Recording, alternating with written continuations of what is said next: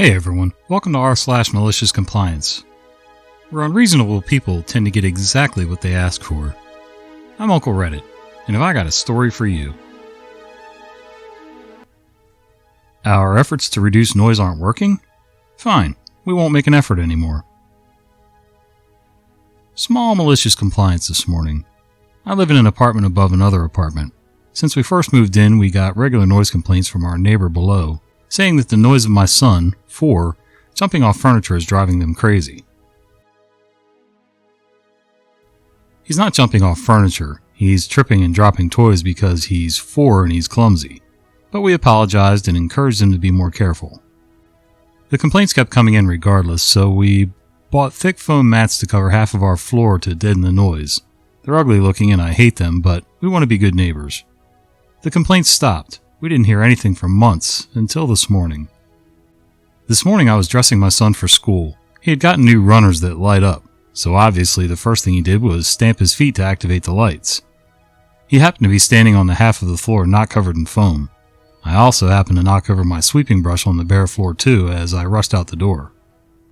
When we got downstairs, the neighbor leaned out her window, yelling about how the noise woke her up and it's ridiculous that we're so loud, etc. I apologized and explained about the shoes, but she cut me off and said it didn't matter and that we were being inconsiderate. I started to get annoyed and was explaining about the efforts we made to reduce noise, and she cut me off again and snapped, "Well, obviously it's not working." So I said, "Okay, if it's not working, then we can stop putting the effort in. Thanks," and left. When I came back, I took up all the ugly foam mats and put them in the attic. Screw her. When she comes knocking to complain again, I'll tell her to invest in earplugs. Yeah, I can understand being a downstairs neighbor and, if the noise was nonstop all day, if it sounds like there's a volleyball match going on upstairs, that would get a little annoying, but, kids are kids and it's not like they're doing it all night, and definitely not all day if they're on their way out to work, school, daycare, and all that stuff, so it sounds like this person tried to really make an effort, but the downstairs neighbor was just being completely unreasonable. Just say white instead of Australian. We all know what you mean. I worked at a dental clinic run by the state in Australia, like NHS or Medicaid. Very few of our dentists are white-skinned. HR policy is that all staff are Australian citizens. Don't ask me about this, it's a government thing. Don't know why.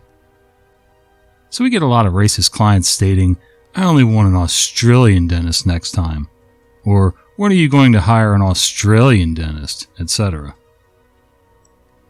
I play dumb and explain that all our dentists are Australian. In fact, it's HR policy. Of course, I know what they mean, but I'm just waiting for the day someone just outs with it and says white. Anyway, one of our dentists is Aboriginal and quite dark-skinned, so here's the malicious compliance. Some of our staff apologize to the racist client and say, "No problem, I'll make sure I book you with an Australian next time," and book them with him. Yeah, it's hard to believe in 2021 that there are still people in the world like that. I guess it takes years to kind of clear that out, but it's a shame that people look through the lens of color rather than character and skill. C-suite dress code. When I started working in tech support, the company's dress code was nominally business casual. My team, user services, technical support, usually wore jeans because we spent a decent amount of time crawling under desks to manage cables. No one cared that we were ignoring the dress code. After a few years, the company moved offices. When the new floor plans were distributed, they announced that the 6th floor, where the executive offices were located, would have a more formal dress code than the other 5 floors. Our team ignored this, as the first several months in the new location were a lot of sweaty, dirty work getting equipment moved and set up. Once things settled down to business as usual, one of the vice presidents spoke with our manager and said they didn't want to see support specialists wearing jeans on the 6th floor anymore. Our manager acknowledged this directive. That evening, she visited Building 19, a local discount store famous for selling salvaged goods. She bought a tuxedo off the rack for $20 and instructed the team that if we got a ticket for 6 West that required an in-person visit, we should put on the tuxedo first. It fits most of us well enough, and if someone grabbed a C-suite ticket and couldn't squeeze into the tux, they would trade tickets with another technician. After about a week, the tux was looking pretty grubby, as a good number of our in-person tickets still required us to move equipment and crawl under desks. We got a lot of questions and directed the bemused users to our manager, who directed them to the VP. The VP quickly caved and we went back to jeans. I used to work in a high school in special education. In fact, for 4 of those years, I worked in the alternative school and basically ended up being the school bouncer more than anything. I worked right alongside the deputy, and most days there was at least twice that we had to wrestle people on the ground and get them under control so that they didn't hurt themselves or anybody else. And I'll be darned, I wasn't going to ruin a bunch of khaki pants doing that stuff, so I wore jeans, directly against dress code. Nice button-down shirt and stuff still, but I was clean. There was no tears or stains on the jeans, just denim. They didn't like that much. And I didn't care. You want a screenshot of my desktop at 10 a.m. and another at 6 p.m.? Okay then. A long time ago, I worked on the service desk for a relatively large but not gigantic company in the UK. There were several service desk teams spread across the country with their own policies and practices and such. Mine was pretty chill. The attire was smart casual. The relationship we had with the users was friendly. We had a team leader who would really look out for us. I think I was really lucky given what some of the other service desk teams had to deal with. Suits and ties, users interrupting you when you're on the phone, team leaders who would just vanish for half a week with no warning. While working there, I was living in a rural area, a hamlet that was about a mile from the nearest bus station, 9 miles from the nearest train station, and 2 miles from the nearest shop, and my commute was about an hour through the countryside. It was a nice drive, but it was also unpredictable. Flooding on the roads wasn't uncommon, with detours around the affected areas taking 20 minutes. You would occasionally get snow up in the hills when it was sunny everywhere else, and if you were unlucky enough to find a herd of cattle being moved down the road, that could add 10 minutes to your commute. The unpredictability of my commute was something I had raised in my interview. I wanted assurances before I had even been offered a position that my commute situation would be taken into consideration. As such, I made an arrangement with my team leader and with the agreement of the rest of the team. I would work the late shift from 10 a.m. to 6 p.m., and as there would usually be 2 to 3 people in by that point, so the desk would still be covered if I was late. If I were late, I would make up the time another day or after hours. During my probation, I was asked to log when I arrived and when I left, but once I had passed, my team leader trusted me not to take the piss. However, note that this informal arrangement was actually against company policy, and it hadn't been signed off by HR. Not that our local HR team would have minded, but head office probably would have complained. Unfortunately, my team leader ended up leaving the company, frustrated at being passed over for promotion one too many times. Hence, he left. I ended up reporting directly to the service desk manager. The service desk manager would come down to visit the office once a month. Once he took over the team, he started coming down once a week. And it turned out that on his second and third visits, I arrived late for work. Not that late, I should add. Maybe 5 minutes on one day, 7 minutes on the other. However, nothing was said, just my apologies and my teammates saying, "That's okay." On the third week, however, a meeting was scheduled at 8:30 a.m. for 9 a.m. I was invited to the meeting, despite not starting until 10 a.m. When the meeting started and they realized I wasn't due to work for another hour, they rescheduled the meeting to start at 10 a.m. And on that particular day, I encountered snow in the hills on the way to work. On a section of my commute, where I would normally be bombing in at 60, 70, 80 miles per hour, visibility was down to around 20 to 25 meters and my speed had dropped to sub 30 miles per hour. At one point, I had to stop due to a car turning right across the traffic. So I grabbed my phone, took a photo of the snow, and sent it to my team to tell them I'd be late. I finally turned up to the office about 20 minutes late, at which point I saw I had several missed calls in Teams asking me to join the meeting. It turns out the meeting was still ongoing, so I joined it. As soon as I got in, my new boss stopped whoever it was that was talking and began to berate me in front of everyone else for my tardiness. "Boss, this meeting was supposed to start at 9 a.m., but we postponed it because you didn't start until 10. It's now 20 minutes past and you've only just shown up." Me: "I'm sorry, boss. I wasn't aware that the meeting had been scheduled. I would have left earlier if I knew." Boss: "So you plan to be late? Is that what you're saying?" Me: "No, that's not what I meant. My commute is unpredictable. Sometimes it takes longer." Boss: "Then you leave earlier. Nobody else had issues with their commute this morning." Me: "I encountered unforecasted snow on my commute this morning. I didn't expect to be delayed." Boss, sarcastically: "Really? Snow in April?" Me: Yes, I took a photo and sent it to my team about 40 minutes ago so they'd know I was running late. Boss: But you didn't send it to me. Me: I sent it to the team on Teams. You should have received it. Boss: You should have emailed it to me. Me, getting frustrated: I don't have my work email on my phone. Boss: Then install it on your phone. Me, rather confidently: I don't think you have the authority to tell me what I should install on my personal phone. There was a moment of silence and I could see a few of the faces on Teams react with shock to my comment. My boss said we would talk after the meeting was over and said that I had missed so much of the meeting that there's no point me remaining there, so I should get to work. I dropped off the call, looked at my team, and then asked if anyone wanted a coffee before heading to the machine with 2 mugs. I returned with 3 and got to work, checking with my colleagues if they minded me grouping out of the phones while I waited for our boss to call me back. They said sure, so I spent the time working through tickets, making changes that wouldn't require me to make any calls or remote into users' desktops. At about 10:50 a.m., the call from my boss came, on my personal phone. Boss: OP, I'd like you to go somewhere private. Me: Boss, this is my personal phone. I think you should call me on my work phone or Teams. Boss: I'm calling you on your personal phone so you can go somewhere private. Me: If you want this conversation to happen in private, I can call you from a conference phone in one of the meeting rooms. Boss: No, that isn't necessary. Me, interrupting: It's fine, I'll call you back. I hung up and grabbed the stock laptop I had been building the previous day and a USB stick, taking them into one of the meeting rooms I'd seen was vacant. When I sat down, I called my boss from the conference phone, while logging into the laptop with my details. I should probably add now that my boss had called me from a mobile number rather than a landline. All calls from company landlines were recorded, but calls between mobiles were not. By calling him from the conference phone in the meeting room, I could be sure the call would be recorded. Me: Hi boss, it's OP.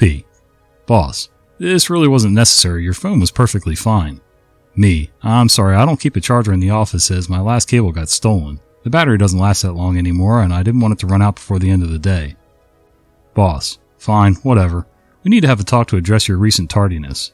Me: As I said on the call earlier, my commute can be quite unpredictable.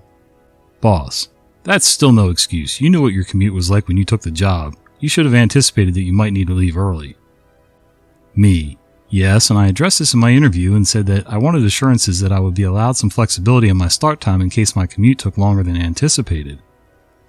Boss: That's not in line with company policy. You start at 10 a.m., so you should arrive by 10 a.m. Me: I made an agreement with my previous team leader that if I arrived late I could make up the time another day. Boss: But you didn't make that agreement with me, and how do you think your colleagues think, with you arriving late all the time? Me: It's once or twice a week at most, and for every day I arrive late, I arrive early on another day. More often than not, I put in over my allotted hours, and when I made the agreement with my old team leader, my colleagues were happy with it. I'll send you the email now. While I'd been talking, I'd been searching through my emails for the original email outlining the agreement I'd made with my team leader. The email chain had actually started on the day of my interview, with him emailing my 2 colleagues explaining his proposed arrangement and seeking their okay. They had both said yes, and when I started working there 5 weeks later, he forwarded the email to me as confirmation that everything was cool. Boss: I don't need to read this email, OP. Whatever arrangement you had with your previous team leader ended when he left. This department now works to the company policy. You are to arrive on time. Me: Boss: And to make sure you do arrive on time from now on, I want you to send me a screenshot of your desktop every morning when you start working at 10 a.m. with your computer's date and time visible, and I want you to send another email to me when you finish working at 6 p.m. every evening with your computer's date and time visible. Me: But if my computer had an update overnight, it can take 5 minutes to start up. What should I do then? Should I send you update logs? Boss: Then turn up 5 minutes early. I have another meeting to go to, so I need to leave now, but I expect the first email tonight. I'll tell you when you can stop. He hung up before I could say okay or goodbye or anything. I logged into the call recording software and grabbed the ID of the call I just had. If I pulled the recording out of the server, it would have been logged. Instead, I had logged into the applications server directly, searched for the recording, and copied it to a USB stick. I hadn't gotten around to installing antivirus onto this computer yet, so there was no data loss prevention systems in place. That's the kind of software companies install on computers to lock down USB drives and track what people copy to and from USB drives after the use has been approved. I went back to my desk, told the team what had happened, and they said that it sucked. We had a chat about what I was going to do, that I'd have to start arriving 20 to 30 minutes early every day to ensure I'm logged in at 10 a.m. They offered to grab an old laptop and set up the desktop so it looks like my desktop, so they could take a 10 a.m. screenshot if I did turn up late. I explained that it wasn't necessary. If I turned up late, I'd just explain why and involve HR. For the next week, I did as he asked. I would arrive anywhere from 15 to 40 minutes early and log into my computer, and then I'd go off and make coffee, hop downstairs and outside for a cigarette, just kill time until 10 a.m. arrived. Just before 10 a.m., I'd be back at my computer, take the screenshot and send it to my boss. Then at 6 p.m., I'd do the same. Probably a week and a few days later, the boss visited our office. I remember turning up about 25 minutes early that day. My boss made a summary comment about how I should be happy and proud that I'm being punctual. I just said, sure. Checked my computer hadn't done an update overnight, offered to make coffee for the team, then went with 2 mugs. I came back with 3 mugs at about 10:45 a.m. and my boss commented on how long coffee takes to make here. We had a bean-to-cup machine. It would grind the beans for every cup. It was good coffee, but not particularly fast. Once I'd handed the cups to my colleagues, I grabbed my cigarettes from my bag and headed off outside. I came back around 10 to 12 minutes later and my boss asked me where I'd been. Me. Enjoying my morning coffee with a cigarette. Boss, but there's work to be done. Me. I don't start work until 10 a.m. Boss, just because you start at 10 a.m. doesn't mean you can't get started early. Me. Sure I could, but as I don't start until 10 a.m. I don't have to, unless you're approving me to do overtime. Boss, no, I'm not saying that, but if you're here you may as well make yourself useful. Me, if I remember correctly, we both acknowledged last week that I start work at 10 a.m. and finish work at 6 p.m. Boss, that isn't what was meant by our conversation. Me, but that's how I interpreted it. I didn't wait for him to reply, just turned around and sat at my desk. It was 9:59 a.m. at this point, so I took a screenshot of my desktop, emailed it to him, and got to work. The routine continued through to the end of the week, and then partway through the following week, the boss had visited our office again, on a day when I had arrived over 30 minutes early. We had a very heavy rain that day, so I had left extra early to avoid any detours due to flooding. I'd also dressed appropriately for the weather. Wellington boots, jeans with waterproof over trousers, a heavy wax jacket. On days like this, I'd normally come in through the fire escape. Well, it was actually a terrace, but facilities didn't want us using it for health and safety reasons, so it was only used as a fire escape. As it was sheltered, I could leave my wet weather clothes on the terrace to dry. There were 2 other pairs of wellies and heavy jackets out there already. Enter the building in my dry clothes and then head to a bathroom to get changed into something a little smarter. As I walked past my boss, he looked shocked that I'd walked in jeans and a t-shirt. I pointed down at my shoeless feet, then outside at my wet weather clothes. He asked me if that was really necessary. They should do a reality TV show where they send city boys to live in the countryside. That would be entertaining. A good 5 or so people in earshot laughed. He nervously laughed along with them. I went off and changed, came back, offered the team a coffee, left with 2 mugs, came back with 3, grabbed a cigarette, and went downstairs for a smoke. I was back at my desk with 5 minutes to spare. Logged in, waited till 9:59 a.m., took a screenshot, emailed it to him, then logged into the phones and got to work. The rest of the day went on as usual. However, come 4 p.m. he had vanished. His laptop was still at his desk, but he was nowhere to be seen. Normally he would leave around 4 p.m., the same time as my 2 teammates. At about 4:45 p.m. he finally emerges, looking visibly shaken. He tells me how today has been terrible, how one of the other offices had serious phone issues, and asks me if I've been getting calls from other offices. Me. No, our phone group is only configured to take calls from this business unit. Boss. What? Calls are supposed to overflow to your lines if the other lines are all engaged. Me. Not since I've been here, and that's a good 18 months now. Me, thinking to myself, oh crap, I just effed myself and my team. Boss. I'm going to add you into the central phone group. We need as many people on the phones as possible. Me. Okay, I'll see what I can do, but we don't have any training on or access to any of the systems used by other offices. Boss. Just provide support where you can. At about 4:50 p.m. I started getting calls from the other offices. Probably about 50% of them. I can't do anything about.